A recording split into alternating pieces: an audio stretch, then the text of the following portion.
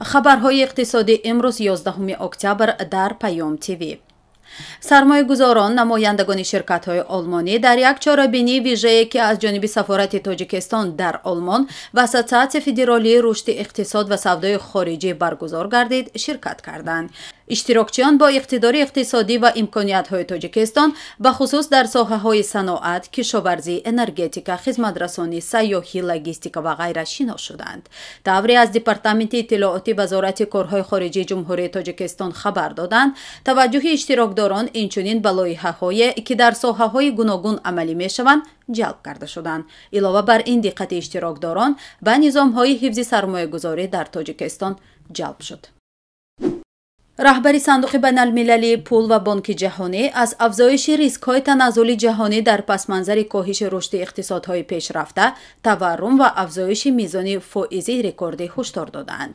ба иттилои Интерфакс, мудири сандуқи байналмилалии пул Кристиана Георгиева зимни суханронии муштарак бо ҳамтои худ дар Бонки ҷаҳонӣ Дэвид Маллас гуфт, иқтисоди Иёлоти Муттаҳидаи Амрико ки бузургтарин дар ҷаҳон аст, бинобар афзоиши хароҷоти қарзияш фишор ба бозори меҳнат ро эҳсос хоҳад кард.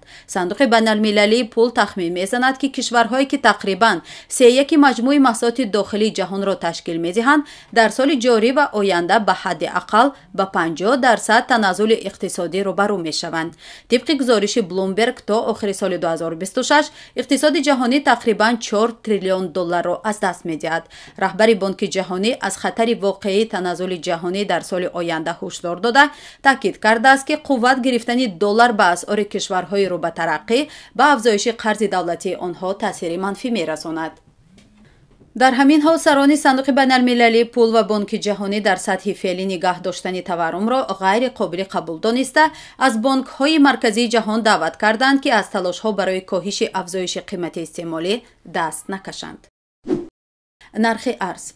Бонки Миллии Тоҷикистон қурби расмии асъори хориҷиро нисбат ба пули миллӣ сомонӣ барои имрӯз 11 октябр муқаррар намуд. қурби расмии 100 рубли Русия дар Тоҷикистон 16 сомониву 5 дирам мебошад. Бонки Миллии Тоҷикистон қурби $100 Иёлоти Муттаҳидаи Амрикоро 1021 сомониву 90 дирам ва 100 евроро 990 сомониву 73 дирам муқаррар кардааст. нархи нафти хом. нархи миёнаи фурӯши ҳар бушка нафти хоми таҳвили моҳи оянда дар биржаҳои Intercontinental Exchange ва Braingrad Futures London $90.81 муомила шуд. нархи миёнаи ҳар бушка нафти хоми таҳвили моҳи оянда дар биржаҳои New York Mercantile Exchange ва Lightswitgrad Oil New York $90.64 муомила шуд. нархи тилло. қурби тилло дар биржаҳои Лондон субҳи имрӯз $1669.34 барои 1 унс таъин шуд.